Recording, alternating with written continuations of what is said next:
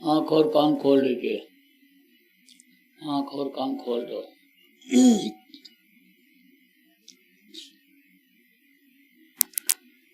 जय गुरुदेव, जय गुरुदेव, जय गुरुदेव, जय गुरुदेव नाम किसका, जय गुरुदेव नाम किसका, प्रभु का पावन नाम, प्रभु का पावन नाम। जय गुरुदेव।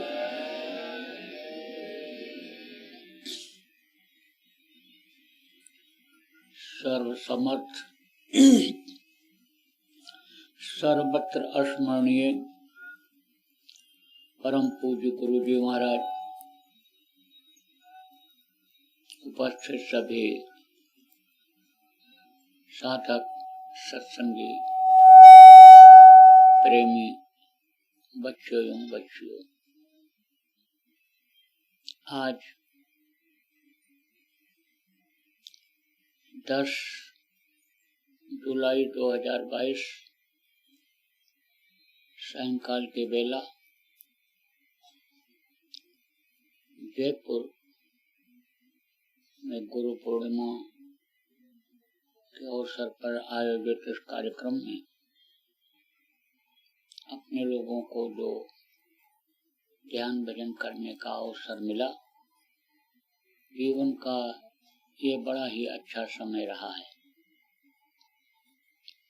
देखो ब्रह्म, यह संतों की भूमि है और संत अपने जीवों को जब दुखी देखते हैं, परेशान देखते हैं और जिस काम के लिए मनुष्य शरीर मिला उस काम को नहीं कर पाते हैं, तब वो घूम घूम करके जगह जगह पर जीवों को समझाते हैं, तरह तरह का उदाहरण देकर समझाते हैं। देखो, संतों ने ये बताया, ये जो जीवन आपको मिला है, ये जीवन खाली जीने के लिए ही नहीं मिला है। यह शरीर जो आपको मिला है, इसी काम के लिए नहीं मिला है कि आप खाने में पीने में इसको लगाए रखो, इस शरीर के सुख के लिए दुनिया का साजो सामान इकट्ठा करने में लगे रहो, इसीलिए नहीं मिला है। और काम के लिए मिला है, विशेष काम के लिए मिला है। उस चीज को बराबर सत्संग दे दे करके जगह जगह पर प्रेमियों के बीच में जा जा करके हमारे गुरु महाराज जैसे संत समझाते रहे कि देखो, ये जो जिंदगी है और ये जो दुनिया है, एक दुनिया की चीजों को पाने के लिए जीवन में जो हम जीते हैं, इस शरीर से जो करते हैं, वो एक तरह से जुआ की तरह से है। जुआ किसको कहते हैं? जिसमें आदमी दांव लगा देता है, कभी हारता है कभी जीतता है। जैसे आप समझो कि दांव आप लगाते हो, कैसे दांव लगाते हो? खेती में बुआई करके आप भर्ती लगा करके, पूंजी लगा करके, और ये उम्मीद करते हो कि इसकी फसल अच्छी होगी, अच्छी आमदनी होगी, लेकिन दैवी आपदा आ जाती है, बुआई ठीक से नहीं कर पाते हो तो अन्न नहीं पैदा होता है। कभी कभी जो लागत लगती है वो भी नहीं निकलती है, तो उस समय पर क्या हुआ, हार गए। और जब फसल बहुत अच्छी हो गई, अच्छे भाव में बिक गई, आमदनी हो जाती है, तब कहते हम जीत गए। जो काम हमने किया उसमें हमको कामयाबी मिल गई। देखो, दुकान लोग खोलते हैं, नुकसान हो जाता है, घाटा हो जाता है, तो क्या हुआ कि जिंदगी यानी समझो कि ये जो पूंजी लगाया, मेहनत किया, वो बेकार चला गया। कभी मुनाफा ज्यादा हो जाता है। विद्यार्थी पढ़ते हैं, फेल हो जाते हैं, तो उनका समय बेकार जाता है। एक तरह से वो समय जो उन्होंने पढ़ाई लिखाई में खर्चा किया वो एक तरह से हार गए, और अगर पास हो गए तो समझो कि जीत गए। तो ये जो इस शरीर से हार जीत आप करते हो, आप ये समझो ये भी एक तरह से जुआ ही जैसा है। अब आप ये समझो कि ये अलग है, और जो जीवन का क्षण आपको जीने के लिए मिला, इससे अपना काम जो नहीं कर पाते हो, जिस काम के लिए यह शरीर मिला, इस शरीर के रहते रहते समर्थ गुरु की तलाश कर लो, रास्ता ले लो, और उस रास्ते पर चल करके इस अनुसंधों की जीवात्मा को अपने मालिक के पास, जो अजर है, अमर है, अविनाशी है, जो इस माया से परे है, माया के लोक में जन्म नहीं लेता है, जो अकाल एक तरह से है, काल के घेरे में नहीं आता है, उसके पास पहुंचा दो। और अगर ये काम नहीं हो पाया तो समझ लो कि ये जो जीवन का क्षण है, इसमें आप हारते चले जा रहे हो। तो दांव तो लग गया। कब दांव लगा? बहुत संघर्ष के बाद दांव लगा। कुछ विद्यार्थी ऐसे होते हैं कई साल फेल हो जाते हैं, कुछ ऐसे व्यापारी होते हैं कि जो आप समझो कि व्यापार में नुकसान ही उठाते हैं, लेकिन फायदा हो जाता है। नौकरी के लिए कोशिश करते रहते हैं बच्चे, कंपटीशन में बैठते रहते हैं, लेकिन कभी आ गए तो समझो कि दांव लग गया। ऐसे ही पिछले जन्मों में यानी समझो कि हारते ही रहे। अब की बार जीते हो, आपको ये यानी समझो मनुष्य शरीर मिला है, वो जन्म जब भटका खाया और तब यह नर्तन दुर्लभ पाया, करोड़ों जन्मों में भटकने के बाद तब यह मनुष्य शरीर आपको मिला है। तो जीत तो गए, लेकिन अब की बाजी अगर हार जाओगे तो फिर आप ये समझो जल्दी जीत आपकी होने वाली नहीं है। तो अवसर का कहते हैं लाभ उठाना चाहिए। जैसे आपको यह अवसर मिला, कौन सा अवसर? यहाँ आने का। ये अवसर अपने प्रेमियों को मिला, जो यहाँ कई दिनों से आकर के लगातार सेवा कर रहे हैं। यह अवसर जो मिला है, यह समझो कि दोबारा जरूरी नहीं है कि यह फिर मिल जाए। इसी तरह से आप ये समझो कि आपको यह अवसर जो भजन करने का, जो गुरु के मिल जाने का, जो नाम के मिल जाने का ये अवसर जो आपको मिला है, यह फिर जल्दी मिलने वाला नहीं है। इसलिए इस अवसर का लाभ उठाना चाहिए।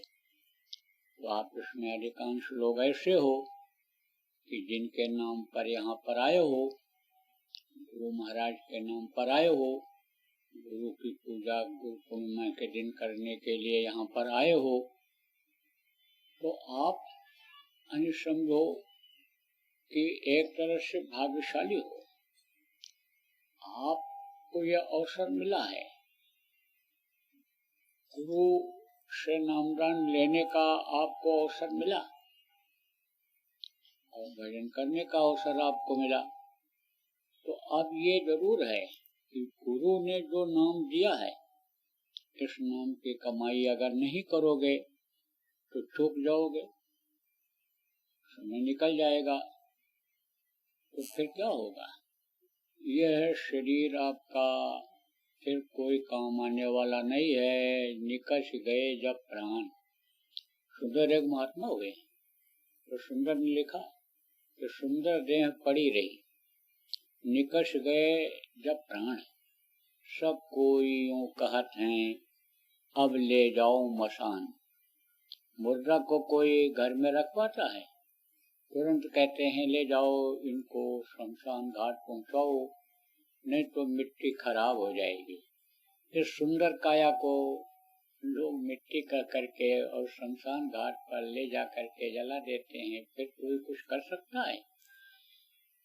तो आपको समझने की जरूरत है कि नाम मिल गया, संभाल करने वाले गुरु मिल गए, रास्ता बताने वाले गुरु मिल गए, तो नाम की कमाई आपको करना चाहिए। नाम रसायन पीजिए यह अवसर दाऊं, कहा गया है ना, नाम रसायन पीजिए यह अवसर दाऊं, फिर पीछे पछताएगा जब चला चली हो जाओ। तो ये नाम एक रसायन की तरह से है। रसायन किसको कहते हैं? देखो, मौसम के बदलाव से या खाने पीने की बदपरहेजी से कोई रोग हो जाता है तो वो दवा से ठीक किया जाता है। तो कुछ अन्य दवाएं ऐसी होती हैं कि जो उसी रोग की होती हैं और वो दिया जाता है तो उससे रोग चला जाता है। लेकिन रोग की वजह से जो कमजोरी आती है वो दूर उस दवा से नहीं होती है। लेकिन जैसे अंग्रेजी दवाओं में मिक्सचर आता है, कई दवाओं की कई चीजों की गोली में अन्य दवा होती है, मिक्सचर बनाते हैं कई चीजों को मिलाकर पीने वाला, यानी आप समझो होम्योपैथिक में भी कॉम्बिनेशन होता है। इसी तरह से आयुर्वेदिक में भी है, एक दवा होती है तो एक रसायन होता है, तो वो मर्ज को भी दूर करता है और मर्ज से आई हुई कमजोरी को भी दूर करता है। तो ये जो नाम प्रेमी आपको मिला है ये बिल्कुल रसायन की तरह से है, ये आपकी तकलीफों को भी दूर करेगा। और यही नाम जिसका सुमिरन करने के लिए बताया गया, यही नाम आपको खींच करके और ले जाएगा जहाँ से आप उतर करके आए हो, जहाँ से यहाँ आकर के भटक गए हो, बहुत समय से भटक रहे हो, वहाँ ये पहुँचा देगा। ये ऐसी चीज है, नाम की कमाई बराबर करना चाहिए। नाम की कमाई का मतलब क्या है? जो नाम अनुसंयोग की गुरु ने दिया, अनुसंयोग की जो अनुसंयोग नाम गुरु ने दिया उससे कर कुछ काम, कहा गया ना। तो आपके समझो उससे काम करो, यह नहीं कि सुन लिया और जान लिया, करने से होता है, कहने से नहीं होता है। जैसे बहुत सी चीजें ऐसी हैं जो समस्याएं जीवन में आदमी के आ जाती हैं, कुछ तो उसके करने से आती हैं, कुछ तकलीफें उसके कर्म खराब हो जाते हैं तब आती हैं। जान करके भी आदमी अन्य तकलीफों को इकट्ठा कर लेता है और कुछ अनजान में हो जाती हैं। तो ये जो तकलीफें हैं आप ये समझो, ये तब जाती हैं कि जब उसका उपचार किया जाए। जैसे बीमारी हो गई तो उसका उपचार किया जाता है, दवा ली जाती है। ऐसे ये जो समस्याएं हैं इस समय पर, वो कैसे दूर होंगी, कैसे जाएंगी? जीवन का मिटन जीवन केर कलेशा, ये क्लेश कैसे जाएगा? जब तक भजन नहीं किया जाएगा, जब तक सुमिरन नहीं किया जाएगा, वो नाम जो गुरु ने दिया, जो धन को दिया गुरु ने, उससे कुछ कर काम। आप ये समझो ये एक धन है, नाम धन है। ये इतना बड़ा धन है कि दुनिया की दौलत से खरीदा जाने वाला ये दौलत नहीं है। दुनिया की सारी दौलत जहाँ फेल हो जाती है, खत्म हो जाती है, वहाँ से आध्यात्मिक दौलत की शुरुआत होती है। तो ये एक आध्यात्मिक नाम है। तो ये जो नाम गुरु ने दिया, इनका करो सुमिरन। आप समझो जैसे गुरु ने बताया है उसी तरह से करो ध्यान। जैसा बताया गुरु ने भजन करने का, उसी तरह से करो भजन। जब तक भजन नहीं करोगे, जब तक ध्यान नहीं करोगे, तब तक आप ये समझो अभ्यास जब तक नहीं करोगे, तब तक आप ये समझो कि आपका मन उधर लगेगा नहीं। क्यों? क्योंकि ये मन जन्म जन्मांतर से विषयों का आदि हो गया। तो ये तो खाने की तरफ, ये तो सोने की तरफ, ये तो इंद्रियों के भोग की तरफ लगा हुआ है। तो ये मन उधर ही ले जाएगा, और उधर अगर उसमें विषयों में फंसे रहोगे तो आप ये समझो कि फिर पार हो ही नहीं सकते हो। आप ये समझो प्रेमियों, योग और भोग, हमें समझो ये दो चीज बताई गई। योग माने क्या होता है? जोड़ना होता है। तो ये जोड़ो रे कोई सूरत शब्द से, सूरत माने जीवात्मा बताया गया आपको, और शब्द ही ये नाम है। शब्द ही उतरा, आवाज ही उतरी, और अलग अलग ठिकाने से आई तो वो आवाज बदलती गई।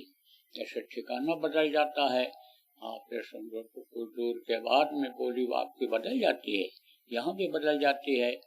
महाराष्ट्र चले जाओ अलग बोली हो जाएगी, कर्नाटक चले जाओ अलग बोली हो जाएगी। इसी तरह से समझो कि वो आवाज बदलती चली गई। तो वो ये जो नाम बताया जाता है, ये समझो कि शब्द ही है।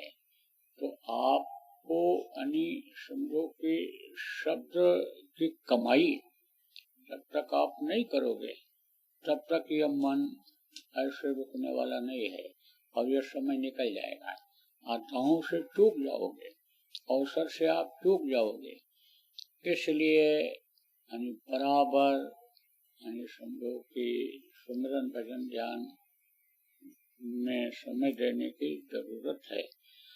आप ये समझो कि जब तक मन आप दिए रहोगे, किसको दिए रहोगे?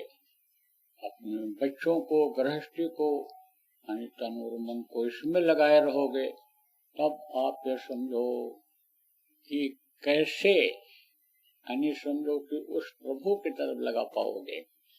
आप ये समझो एक मन में दो तलवार नहीं रह सकती है, एक साथ दो काम नहीं हो सकता है। आप ये समझो प्रेमियों, गाल भी फुला लो और ठट्ठा के भी हंसो, तो ये कैसे संभव हो सकता है? तो भाई अभी एकदम से कह दिया जाए कि इधर से ध्यान को हटा दो और उधर ही लगाओ, लगा नहीं सकते हो, ये मन ही नहीं लगाने देगा। आप तो दिन रात मेहनत करते रहते हो, जब कामयाबी मिल जाती है कहते हो मैंने किया। आप तो सोचते हो मैं कमाऊंगा तो खाऊंगा, मेरे बच्चे खाएंगे, उस प्रभु को भूल जाते हो जो पैदा होने के पहले माँ के स्तन में दूध भर देता है। देता तो वो है, परवरिश तो वो करता है, लेकिन उसको आप भूल जाते हो। उस पर अगर निर्भर हो जाओ, आप ये समझो तो गुरु का जो आदेश हुआ गुरु महाराज का कि भाई 24 घंटे में 22 घंटा आपका और 2 घंटा हमको दे दो। आप ये समझो कि 2 घंटा आत्मा के लिए अपने दे दो। जो रूहों के बादशाह गुरु महाराज, आप ये समझो उन्होंने अपने रूह के लिए मांगा। आप उन्हीं के रूह हो, उन्हीं के जीवात्मा हो, तो कहा 2 घंटा हमको दे दो। अब 2 घंटा कुछ लोग दे भी तो देते हो, बैठने वाले तो बैठते हैं, लेकिन न तो आप ये समझो मन सधता है, इच्छाएं अन्य समझो पर कुछ नहीं लग पाता है, उस समय पर बुद्धि काम नहीं करती है। आप समझो मन को साधना पड़ता है, तन को साधना पड़ता है। तन अगर आप नहीं रोकोगे, तन को नहीं रोकोगे, तो आप ये समझो कि मन ये कैसे रुकेगा, क्योंकि तन और मन दोनों का यानी संबंध है। आप ये समझो जैसे स्त्री पुरुष का संबंध होता है, जैसे एक सिक्का होता है उसके दो पहलू होते हैं, ऐसे ही इनका संबंध है। दुख और सुख का संबंध है, रात और दिन का संबंध है। रात ना आवे तो दिन का पता न चले, और दिन ना आवे तो रात का न पता चले। आप ये समझो कि दुख ना आवे तो सुख का अनुभव हो। ऐसे ही ये यानी समझो एक दूसरे की तरह से, एक के पहलू की तरह से हैं। सबसे पहले तो तन को साधना चाहिए, बैठने की आदत डालनी चाहिए। उस समय पर मन से कहना चाहिए कि उठना तो है ही नहीं, मन तो भगेगा, उठ ही जाएगा। जैसे भूखा आदमी भंडारे की तरफ ही भगता है, प्यासा आदमी पानी की तलाश में ही दौड़ता रहता है, ऐसे ही मन तो उसे ही भगेगा। सुख के लिए कोई पानी पीता है, कोई रोटी खाता है तो उसको सुख अनुभव होता है। ऐसे मन को इंद्रियों के भोग में सुख मिलता है, तो वो तो उधर ही ले जाएगा मन। इसलिए कहो भाई, गुरु का जब ये आदेश है कि 2 घंटा समय हमको दे दो, बाकी 22 घंटा आप अपने लिए करो, आपके आश्रित जो बच्चे हैं बच्चों के लिए करो, लेकिन 2 घंटा समय हमको दे दो, तो आपको इस बात का संकल्प बनाना चाहिए, आदत डालनी चाहिए। तन को बैठने की जब आदत डालोगे तब यह मन भी रुकेगा, क्योंकि मन के कहने पर जब शरीर उठेगा नहीं, कुछ करेगा नहीं, कुछ खाएगा नहीं, सोएगा नहीं, किसी और तरफ नहीं जाएगा, मन भी निराश हो जाएगा। और मन जब रुक जाएगा, मन जब इधर से हट जाएगा और शब्द को पकड़ने की कोशिश करोगे, नाम का सुमिरन करोगे, नाम को आप समझो पकड़ने की कोशिश करोगे, तो मन भी उधर ही चला जाएगा, मन भी उधर ही जाएगा। क्योंकि सूरत के साथ ही मन लगा हुआ है, जीवात्मा के साथ ही मन लगा हुआ है, तो मन ये रुकने लग जाएगा। कहने को तो कहते हो, लोग कहते भी हैं कि सब गुरु महाराज का है, हमारा कुछ नहीं है, सब जो है गुरु महाराज का ही है। आप फिर समझो, कहते तो हो कि हमको नामदान मिल गया, लेकिन उनसे आपका प्रेम नहीं जगता है। किससे नहीं प्रेम जगता है? समझो कि कहा कि सतलोक सत्पुरुष से प्रेम नहीं जगता है। समझो कि कहा कि मुझको कोई न मिला, सत नाम का मीत, और मृग सौंपे यानी तनमन सौंपे मृग जूं, और सुने बधिक की गीत। मृगा बधिक के चक्कर में कैसे आ जाता है, मारा जाता है, प्रेम उसका उधर लगता है, ये सुनता है, वो जो तरकीब से पकड़ता है उधर ही उसका मन लग जाता है, तो वो पकड़ा जाता है मृगा। ऐसे ही ये मन आप समझो तब पकड़ में आएगा जब गुरु से प्रीत करेंगे, जब उस प्रभु से सतनाम से प्रीत करेंगे, सतपुरुष से प्रीत करेंगे, कि जिससे समझो कि ये है हमारी जीवात्मा वहां तक पहुंच जाए। तो गुरु को तो कहते हैं कि तन मन सब हमने दे दिया, धन सब गुरु का ही है, लेकिन यह अमल नहीं हो पाता है, कर नहीं पाते हैं अपने लोग। इसको करने की जरूरत है। तो भाई, तन कर देने का मतलब यह नहीं होता है कि बस गुरु की सेवा में लगे रहो, गुरु जो कहें वो करो, जो जिम्मेदारी है उसको छोड़ दो, जिम्मेदारी भी निभाओ।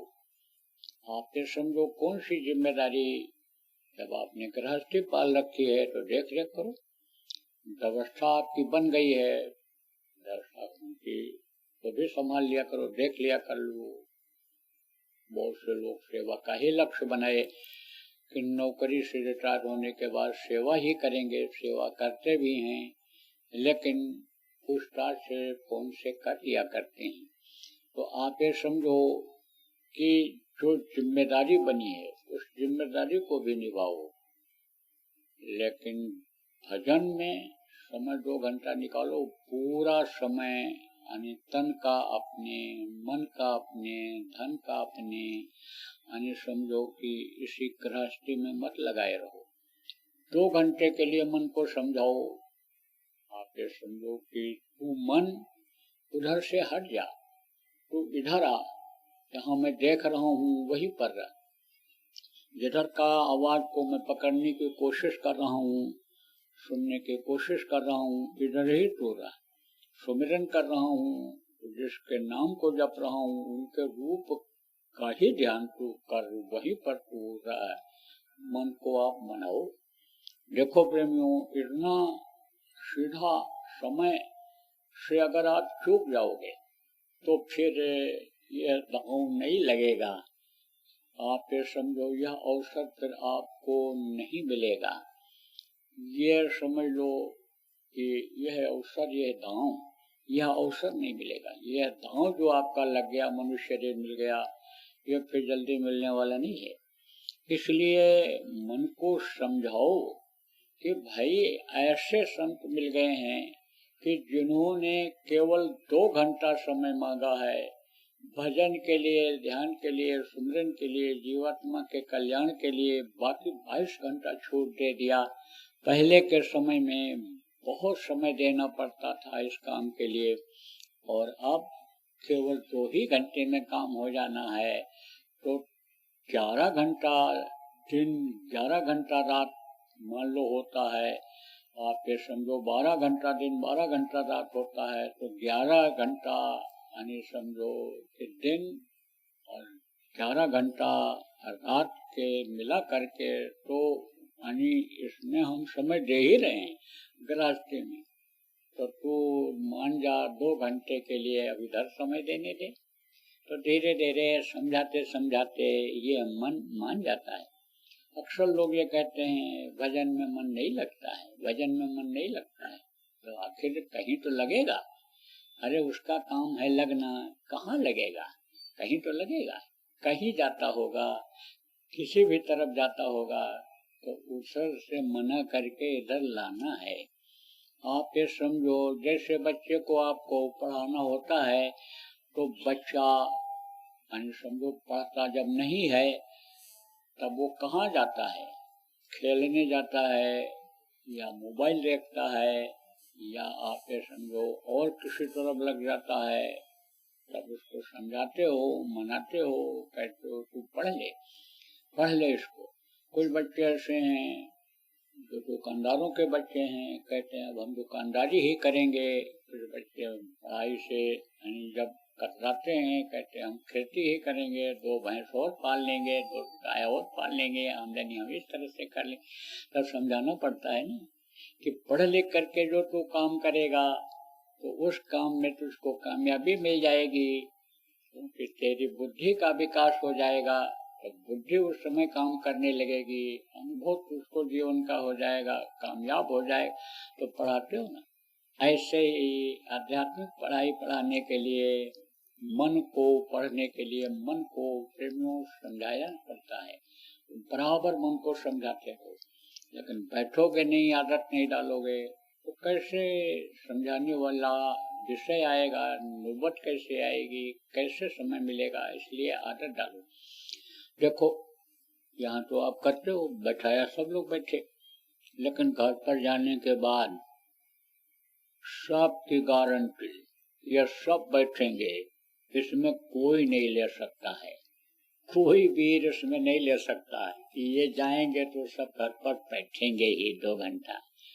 आप ये समझो, आप यहाँ से जाओगे सुन करके समझ करके करके कुछ सुख और शांति प्राप्त करके, तो वहां जा करके आप फिर फंस जाओगे, फिर फंस जाओगे।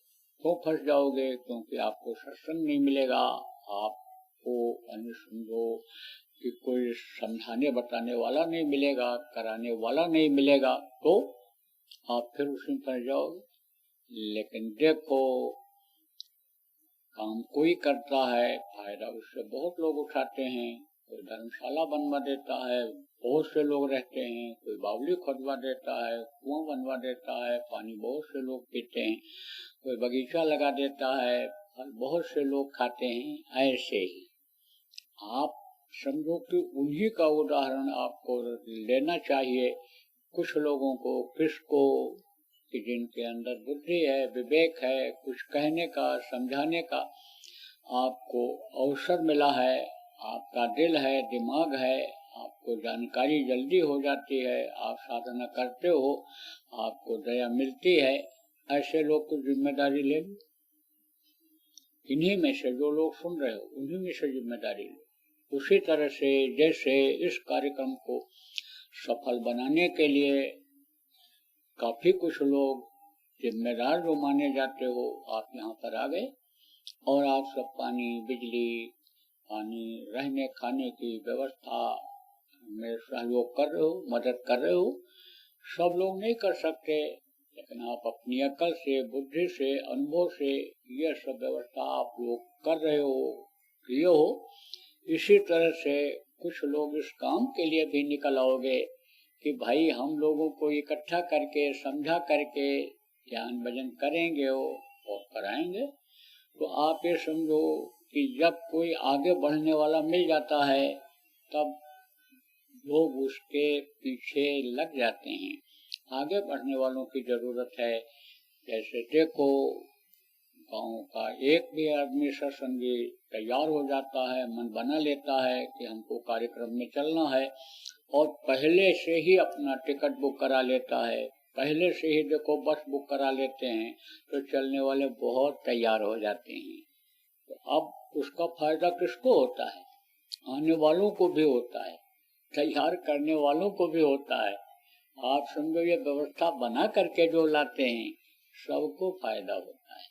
वो फायदा इस तरह का नहीं है कि जहाँ समझो कि रुपया मिलता हो, कागज का छपा छपाया, ये नासमान चीज मिलती, वो फायदा नहीं, आध्यात्मिक लाभ मिलता है। ऐसे ही आप ये समझो प्रेमियों, आगे बढ़ने की जरूरत है। इसमें भजन ध्यान कराया जाए लोगों को। अब ये जरूर है कि जो नहीं करेगा उसका बातों का असर नहीं पड़ेगा। आप ये समझो जो करता है, साथ में बैठता है, उसकी भी आदत बनती, उसका भी काम होता है, दूसरों का भी होता है। तो जहाँ भी इकट्ठा किया जाए लोगों को, जहाँ भी बुलाया जाए, खुद भी किया जाए और दूसरों को भी करा दिया जाए। तो देखो, मन की होती है आदत, मन कि जिस चीज की भी आदत पड़ जाती है उसमें वो लग जाता है। अगर मान लो बढ़िया मिठाई खाने की आदत बन गई, तो मन मिठाई की ही दुकान खुलवाता रहता है।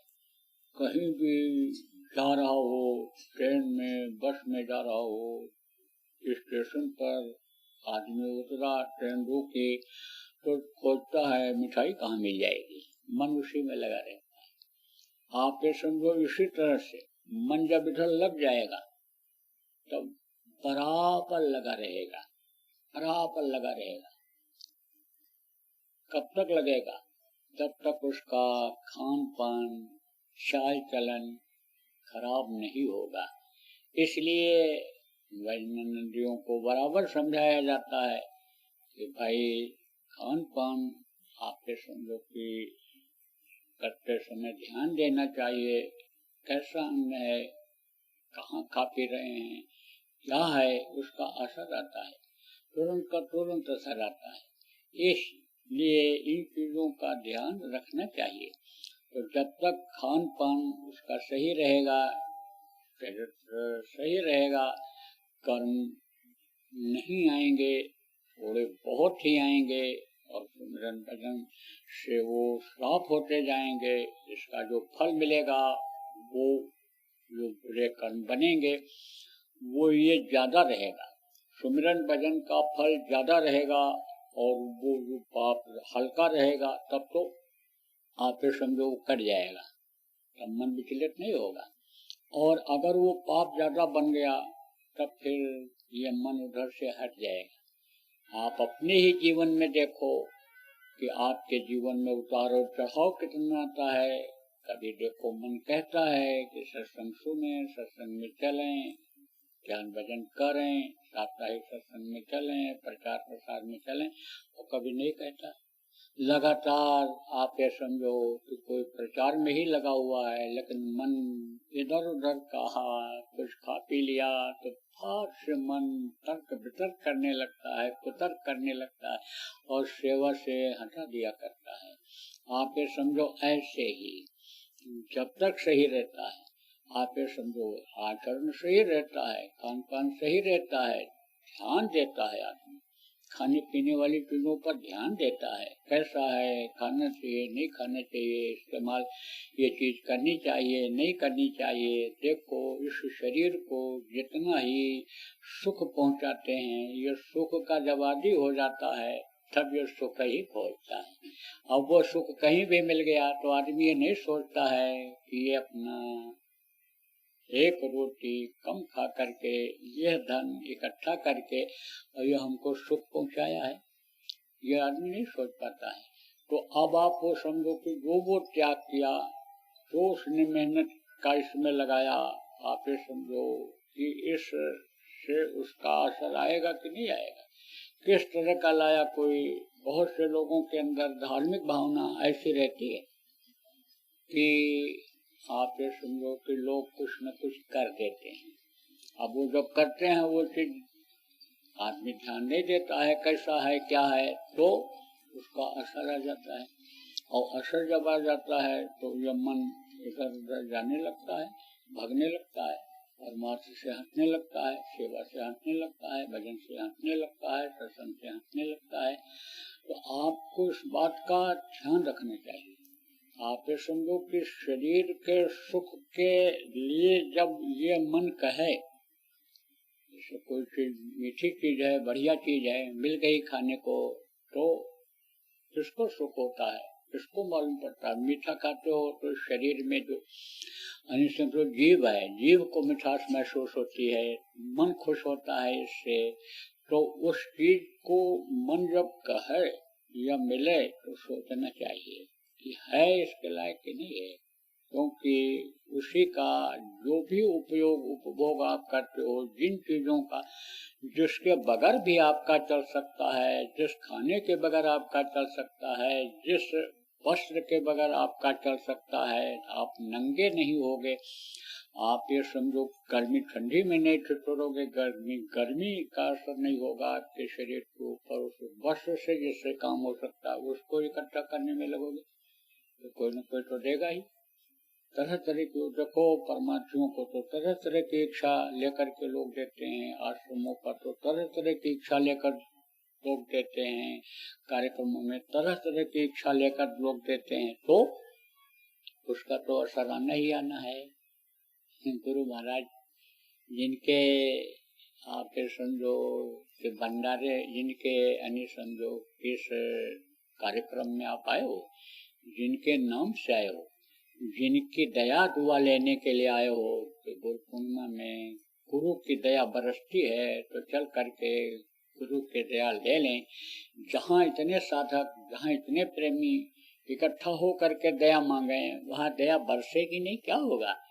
आप ये समझो कि जब खेत में अपने खड़ा हो करके लोग पानी मांगते थे, बादल बरस जाता था, आकाश ये मेघराज पानी दे देते थे, तो गुरु तो दरिया होते हैं, दया के दरिया होते हैं, दया के स्रोत। अन्य समझो कि जैसे बादल से पानी बरसता है, बूंदें अलग अलग गिरती हैं, इतने स्रोत हैं, ऐसे दया के भी स्रोत हैं। तो दया लेने के लिए जब आप यहाँ पर आए हो तो समझो ऐसे गुरु महाराज के पास गुरु महाराज की दया से ही हमें रहने का मौका मिला।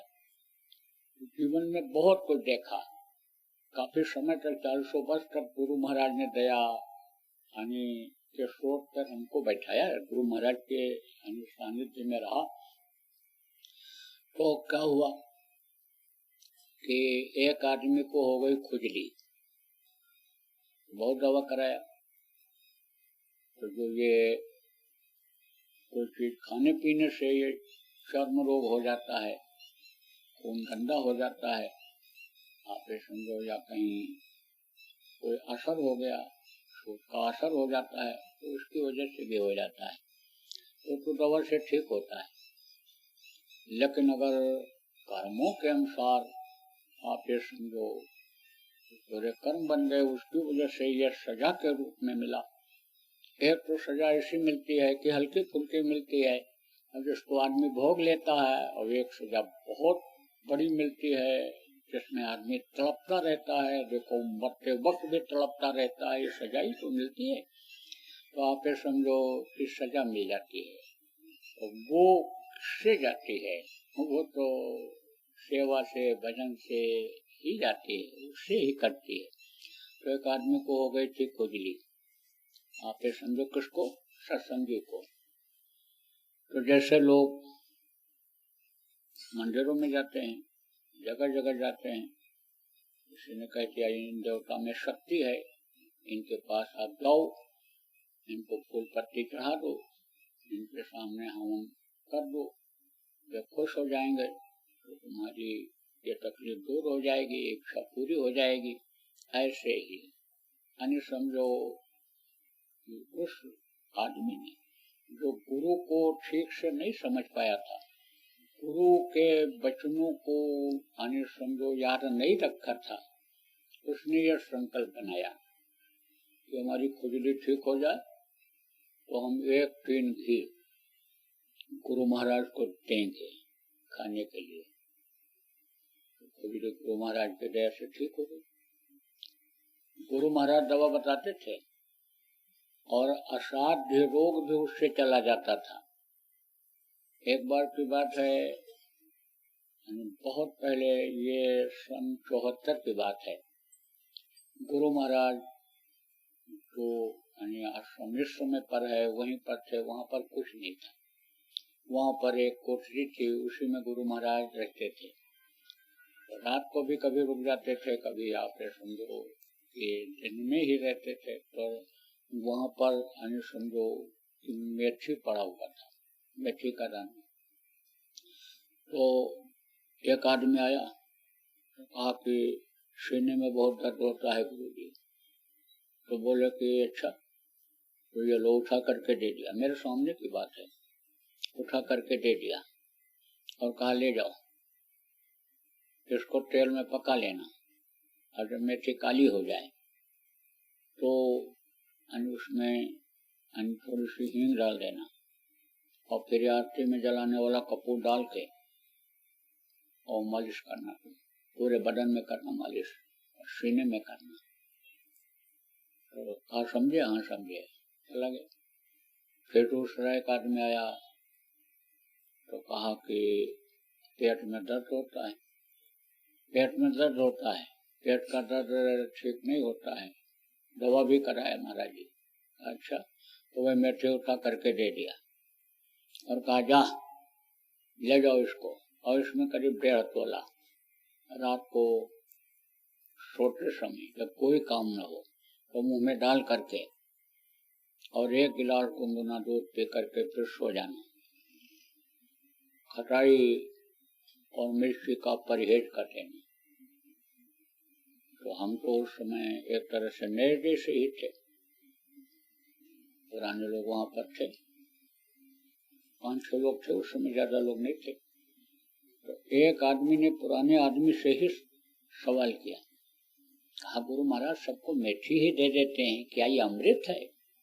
तब उसने कहा गुरु महाराज का दया देने का स्रोत है, दया देते हैं, ये अमृत नहीं है, उनकी दया अमृत का काम करती है।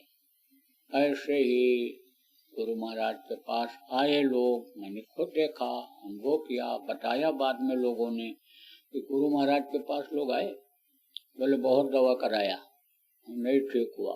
बोले अच्छा तो जाओ जाओ तुम, अब डॉक्टर बदल देना।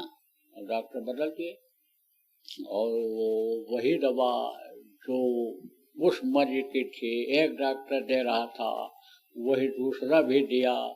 अब आप समझो विश्वास के साथ जब उसने खाया तो उसी से वो ठीक हो गया। आप समझो विश्वास फलदायकम, विश्वास उसको हो गया। ऐसे दवा फायदा कर जाती है, दया जब हो जाती है। तो उसके ऊपर दया कैसे हुई? उसके संकल्प से हुई। ऐसा संकल्प बनाया जाता है कि भाई हमको गुरु के लिए समय निकालना है, गुरु के मिशन के लिए समय निकालना है। कहा गया गुरु का 10वां अंश होता है, जब गुरु बनाया है तो 10वां अंश हमको समय का निकालना है, हमको अपनी मेहनत की कमाई का निकालना है। ये जब आदमी का संकल्प बन जाता है तब आदमी के पास समय भी निकल आता है, सब काम होता रहता है। अगर न होता रहता तो जो आप यहाँ 10 दिन 15 दिन से पड़े हो, आए हो, इंतजाम कर रहे हो, अगर घर का काम बिगड़ने लगता तो आप यहाँ रुक पाते? और यहाँ से जाने के बाद फिर गृहस्थी में ही जाना है, उन्हीं बच्चों से, उन्हीं से मोह आपको परिवार वालों से है, तो आप रुक न पाते। इसलिए वो काम सब होता रहता है। आप ये समझो जब विश्वास के साथ समय निकाल लेते हैं शरीर सेवा का, जब विश्वास के साथ कहीं जरूरत पड़ता है संगत में मेहनत की कमाई को लगा देते हैं, जब संकल्प बना लेते हैं, तब आप ये समझो कि तकलीफ जो इसकी वजह से आती है, शरीर से जो पाप होते हैं, धन से जो पाप बन जाते हैं। बहुत से लोग धन खर्च करते हैं कूड़े के लिए, लेकिन पाप में बदल जाता है। मान लो दान ही किसी को दे दिया, गया उससे जो हत्या किया कराया, तो वो पाप में बदल जाता है। आप ये समझो कि जैसे बकरा खरीदते हैं कि हम देवी के सामने, देवता के सामने बकरे को काट करके चढ़ाएंगे तो देवता खुश हो जाएंगे, तो समझो कि वो पाप बन जाता है। कोई किसी से मांगा कि चंदा दे दो, पूजा होगा, यहाँ पर काली का पूजा होगा, अब वो दे दिया, तो उसके भागीदार हुए कि नहीं हुए? न होता उसके पास बकरा कहाँ से खरीद करके लाता। ऐसे ही आप ये समझो कि उसका समझो कि नुकसान हो जाता है फायदे के बजाय। तो अच्छी जगह पर जब लगता है, कैसे अच्छी जगह पता चलता है? एक तो विवेक बुद्धि से पता चलता है, अनुभव से पता चलता है, तीसरा सत्संग सुनने से पता चलता है। इसीलिए कहा गया कि भाई कोई भी काम करो, बिजनेस व्यापार हो, कोई भी काम करो तो अनुभव से करो। इसीलिए कहा गया कि बुद्धि को तेज कर। बुद्धि कब तेज होती है? कि जब समझो कि विष्णु के हाथ में जो बुद्धि की डोरी है, उनके हाथ से जब हटती है, गुरु के हाथ में जब वो डोरी जाती है, ध्यान में भजन में जब समझो कि डोरी उनके समझो कि उनको पकड़ा देते हैं, गुरु को पकड़ा देते हैं। आप ये समझो मन चित्त बुद्धि की डोरी जब गुरु के हाथ में पकड़ा देते हैं तो उधर से ढीली हो जाती है, बुद्धि काम करने लगती है। आपको समझने की जरूरत है कि संकल्प जब बनता है आदमी का, तब उसको कोई दिक्कत नहीं होती, वो काम पूरा होता है। जब प्रेम होता है, जब लगन होती है उस तरफ जाने की, करने की, तब वो काम हो जाता है। तो वो आदमी संकल्प बनाया कि हमारा अगर ये रोग ठीक हो जाए, खुजली हमारी ठीक हो जाए, तो हम गुरु महाराज को एक टीन घी दे आएंगे। संकल्प के साथ दया जारी हो गई और मामूली दवा से ही उसका वो रोग खत्म हो गया। घी लेकर के आए, कहा गुरु महाराज आपके लिए घी लाया हूँ, बहुत बढ़िया घी है, आप खाइएगा। देखे उसकी तरफ, बोले रख लो, रखवा दिया।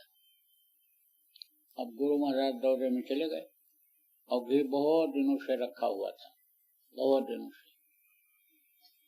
तो वहाँ समझो जो वहाँ का देख रेख करने वाले थे कुटिया, फिर समझो कि वो देखे बहुत दिन से घेर रखा हुआ है, अब तो लगता है गुरु जी भूल गए इसको भूल गए और ये इस्तेमाल कर लेना चाहिए। समय लगता था, गुरु महाराज जब निकल जाते थे महीनों लग गया। सत्संग जगह जगह करने जाते थे, पैदल चल चल करके गाँव जा करके जीवों को जगाया, बड़ा मुश्किल। संत मत में जीवों को जोड़ना इस काल के देश में बड़ा ही मुश्किल। लेकिन जब संकल्प बन जाता है, तब संकल्प बनाया कि हम आए हुए देश से जहाँ तुम्हारो धाम, तुमको घर पहुँचाऊना, एक हमारो काम, एक लक्ष्य उद्देश्य के प्रेमियों को हम घर पहुँचा दें। उनके मेहनत किया तो गुरु महाराज अन्य समझो जब लौट करके आए तो वो अपना खुजलाता रहे। खुजली छिपती है, खैर खून खांसी खुशी, पैर प्रेत मत पान, रहीमन दावे ना दबे, जाने सके जान। खुजली नहीं छिपती है, खांसी नहीं छिपती है। कोई पान खा ले, बहुत मोटो दवा रहे तो भी होठ एक लाल दिखाई पड़ता है, समझा। खुशी चेहरे पर रहे, कितना भी गमगीन बने तो भी वो खुशी झलक के आ जाती है।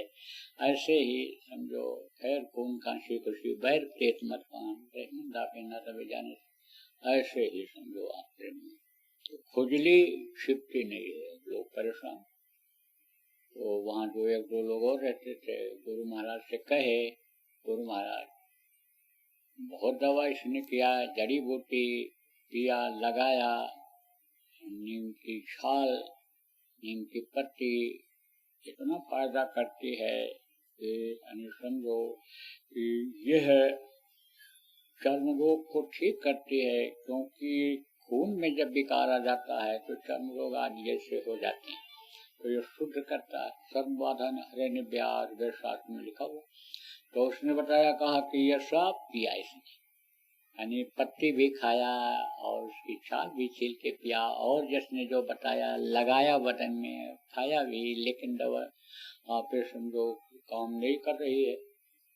कुछ नहीं बोले गुरु महाराज, इसने बोले बहुत मर्यादा में रहते हैं। आप समझो गुरु महाराज तो हमारे बहुत मर्यादा में रहते थे, बहुत ही।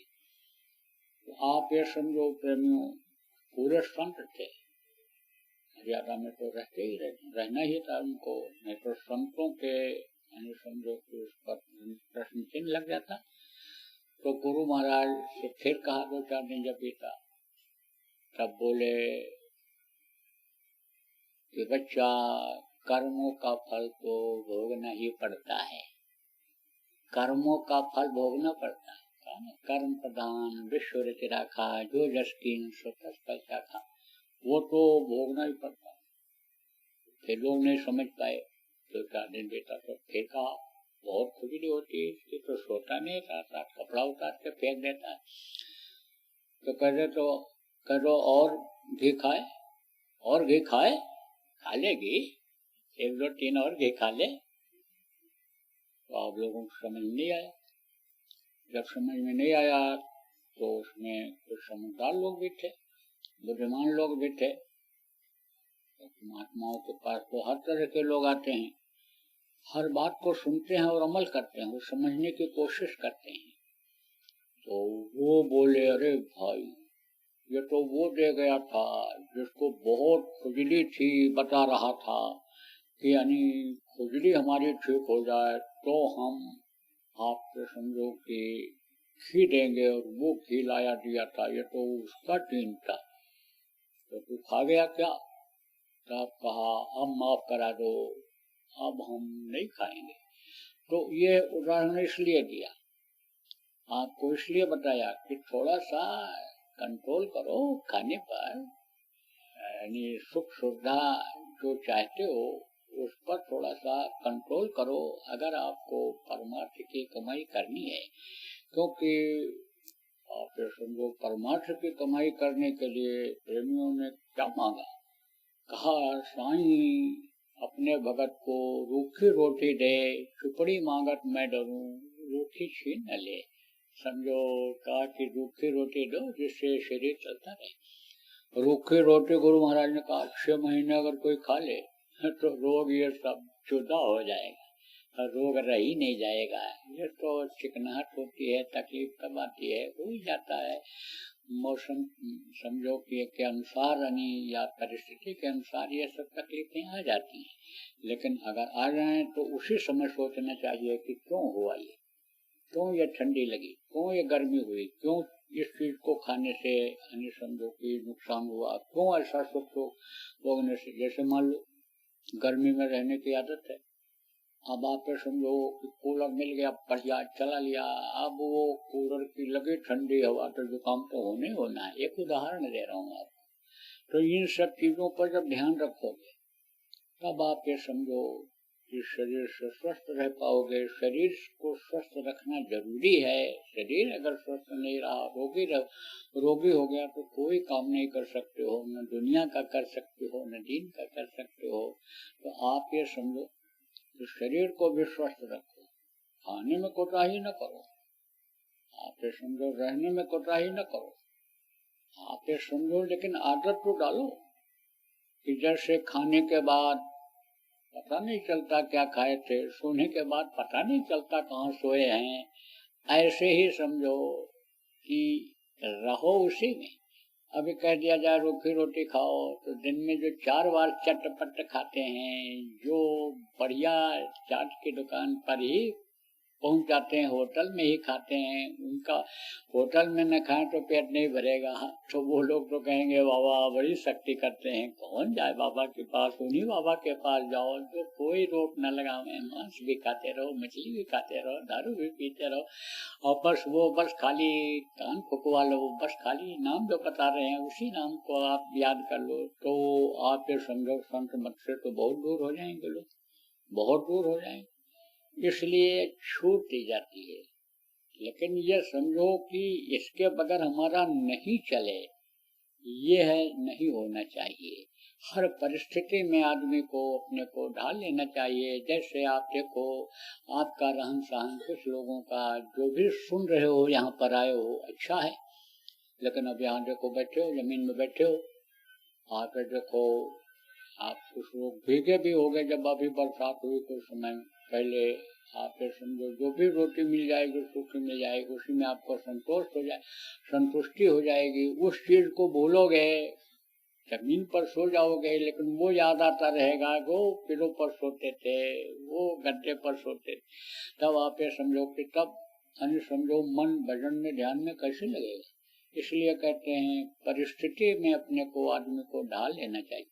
तो देखो समय ज्यादा हो गया, आप ये समझो प्रेमी या तो कोई कार्यक्रम था नहीं, लेकिन आप कुछ लोगों की आदत है रोज ध्यान भजन करने की। अब यहाँ आप न करते न बैठते, तो ये हुआ कि भाई चलो थोड़ी देर बैठ लिया जाए। हम भी बैठ गए थोड़ी देर और आप भी बैठ गए। अब सुनने की इच्छा लेकर आए हो तो कुछ सुना भी दिया। कल सुबह से फिर शुरू होगा, जो घोषित कार्यक्रम है कल सुबह से शुरू होगा। आप ये समझो सुबह 4:30 बजे घंटी बजेगी, आप उठ जाना और अपना जो भी दैनिक क्रिया करते हो करके और फिर यहाँ आ जाना। सामने ये मंच बना है, मंच के सामने बैठ जाना, तो आपको समझो प्रार्थना कराई जाएगी, फिर ध्यान भजन करने का मौका दिया जाएगा, फिर उसके बाद में तो सुनाया जाएगा। बोलो जय गुरुदेव, जय गुरुदेव।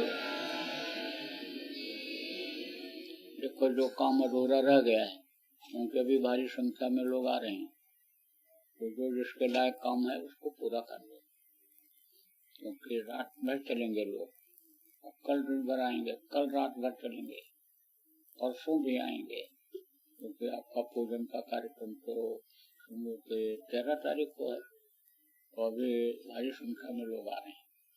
तो इंतजाम में जो कमी रह गई उसको आप सब देख लो, कर लो, और ये बहुत से लोग आए हैं, अनुभव वाले लोग आए हैं। आप लोगों को जिनको अनुभव नहीं है, जिस विभाग का जो अनुभव वाले हो, आप वहाँ कार्यालय देखो गेट के पास बना हुआ, संपर्क कर लो और आप लोग उन लोगों का अनुभव ले करके और ठीक से व्यवस्था ऐसी बना लो कि पानी बिजली जो है की व्यवस्था हो जाए लोगों के लिए। तो रोटी डाल करके पेट रोटी कुटिया को भूखने से आप समझो कि बचा लें लोग।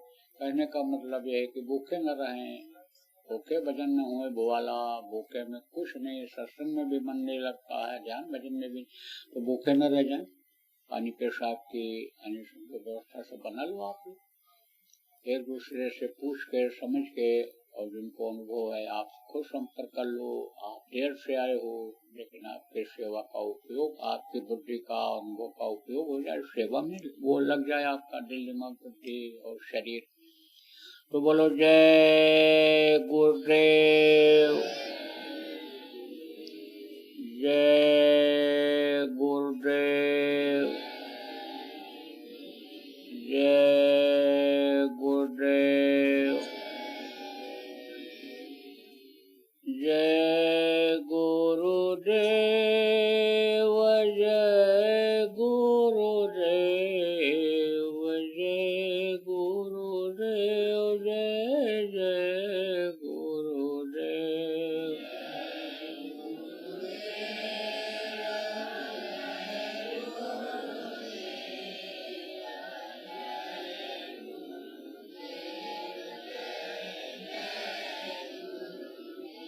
जय गुरुदेव, जय गुरुदेव, जय गुरुदेव, जय जय गुरुदेव।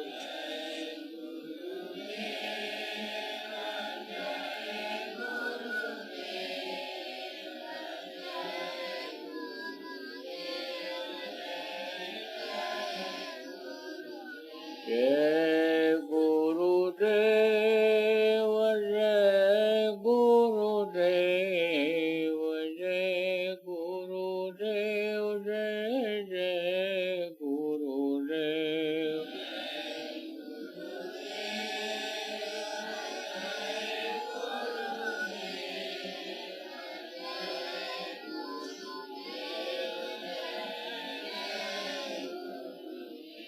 जय गुरुदेव, जय गुरुदेव, जय गुरुदेव, जय जय गुरुदेव।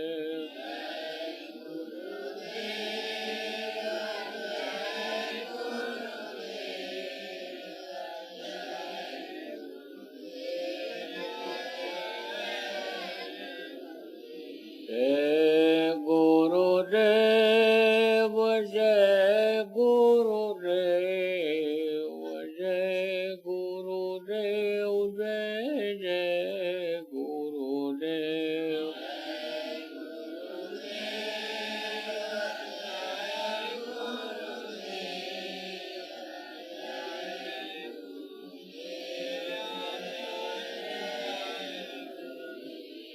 जय गुरुदेव।